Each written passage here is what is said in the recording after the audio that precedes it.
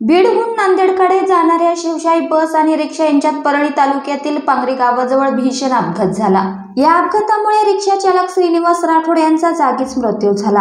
यामुळे संतप्त जमावाने शिवशाही बसवर दगडफेक केली।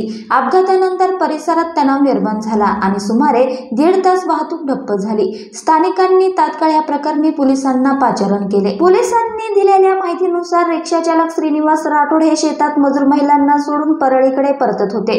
पांगरी कॅम्पजवळ शिवशाही बसने रिक्षाला जोरदार धडक दिली। अपघात इतका भीषण होता की रिक्षा पूर्णपणे चकाचूर झाली आणि चालकाचा जागीच मृत्यू झाला।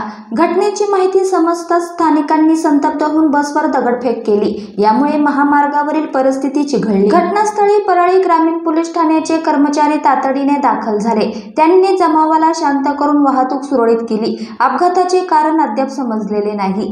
पोलिसांनी घटनेचा पंचनामा करून तपास सुरू केला आहे। या अपघातामुळे परिसरात शोककळा पसरली असून रिक्षा चालकाच्या कुटुंबियांवर दुःखाचा डोंगर कोसळला आहे। पोलिसांनी नागरिकांना शांत करत वाहतूक सुरळीत केली। पोलिसांकडून या प्रकरणाचा तपास केला जात आहे।